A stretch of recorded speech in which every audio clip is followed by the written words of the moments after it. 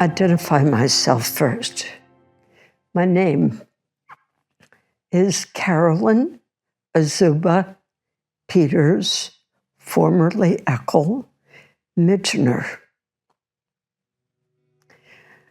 I was born in Bristol, Pennsylvania, and my father was able to have the small hospital in Bristol integrated because we had a black doctor. And my brother, when he was born, my dad had to drive into Philadelphia on a cold March night to have my mother go to the hospital there. And then he decided he didn't want to do that again. So he gathered signatures to get the local hospital in Bristol to have admitting privileges for black doctors and black patients to be admitted. So that was, I feel like that story of my beginning is a boost to my life. Change for the better. My parents joined Bristol Friends Meeting, coming from other churches, Jane and Hans Peters, and then when they joined Bryn Gweled Homesteads, transferred membership here to Southampton Friends Meeting, which was just in its early years, because there were other meetings around, but Friends locally wanted a Friends meeting close. And so Friends came from a number of different meetings to form Southampton Friends Meeting in 1947. I felt surrounded by people who were loving and respectful of children, that they paid attention to us, not just my parents, but parents of all the people that I knew around, and being able to learn things from other friends. I look back and it was really an exciting time to be surrounded by so many Quakers and many who were conscientious objectors during the Second World War. And I learned their stories, and I learned how difficult it was for them. Those stories gave me strength to speak out on not just peace, but racial things. And in 7th grade, a teacher told a racist joke. I didn't understand it, but I figured that it was a racist joke because all my classmates laughed. And I was disturbed, and I told my father, and he was angry. And then he said, well, what do you want to do about it? I said, I'd like the teacher to apologize. And he said, how do you want to handle that? And I said, well, I think I can do it. And my dad said, well, if your teacher does not apologize, you can ask me to come in and talk to your teacher.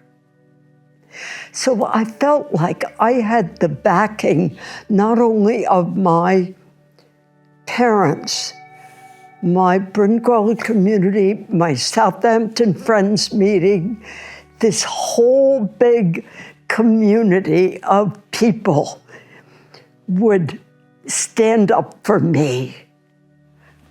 I never felt alone when I did things like that. And 8th grade, a social studies teacher asked the class, raise your hand if you think you're not prejudiced. And everybody quickly raised their hand. And I kept my hands on my lap. The teacher said, okay, put your hands down. And Carolyn, why did you not raise your hand? I was shaking in my shoes. The teacher had me stand up and face the class. All my classmates were staring at me, and I said, I know that I have some prejudices. I am aware of them. I try not to act on them. But I've heard some pretty nasty things out of some of your mouths, some of my classmates. And so when you raise your hand and think that you're not prejudiced, I think that you're not being honest with yourselves. And that felt awful to say to my classmates. But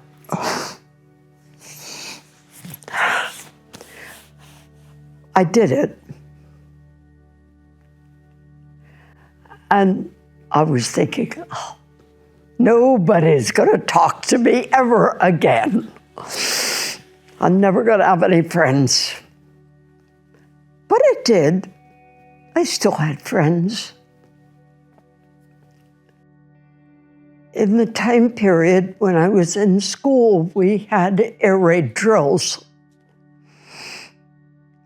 And my brother and I and 2 other people from Southampton meeting who were in public school, we decided that we would not get under our desks during air raid drills. We would sit there as a protest. And we were sent to the principal's office. And this happened several times.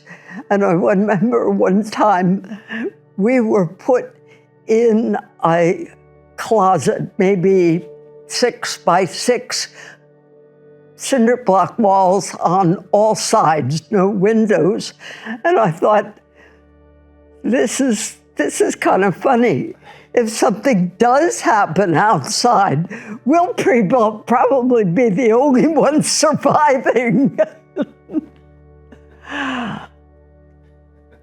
But we explained to the principal and our teachers that if an atomic bomb does drop, no getting under your desk is going to save us.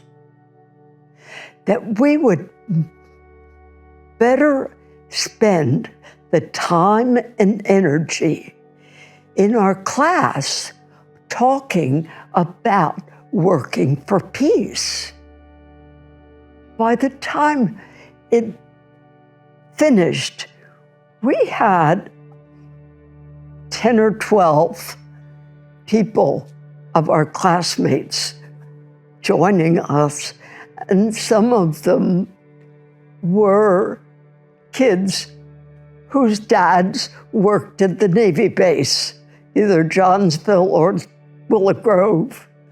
So I thought, well, that's interesting. getting them on board, thinking about not just aggression, but preparing for peace and working toward peace and working toward reconciliation.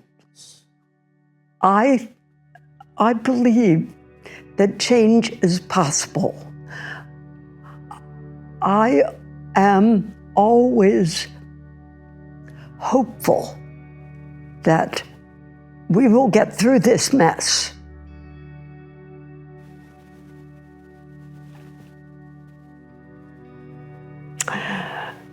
There's a book over there, Margaret Bell's writings, The Case for Women Preaching, written in like 1657. That quotes a lot of Bible stuff, but she makes a case from the beginning of Quakerism. Women have been at the forefront, as well as men, for reaching out for equality for men and women, and equality for everybody, and education of girls, when it wasn't thought, oh, why educate girls? They're only going to get married and raise children and have babies. What's the point? Well, the point is that women are important, and we can speak out and look at all the suffragettes over several generations to get the vote.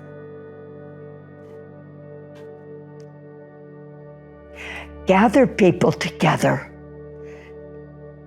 Don't try to do it all by yourself, but gather a group together and make some focus on what things you wish to do, what campaigns you want to accomplish, the goals, what steps you're going to take to get there, and support each other, lift each other up, hold each other in the light, and communicate. Communicate with each other and reach out with a positive attitude toward all other people. Gather community. I think that's so important, to lift each other up in this struggle, in this life, and respect. Listen to each other. Our vigil with Southampton Friends Meeting has been going on for more than 5 years now, since George Floyd was murdered. No end in sight, but people notice. We've had some vandalism. Does that stop us? No. We go on.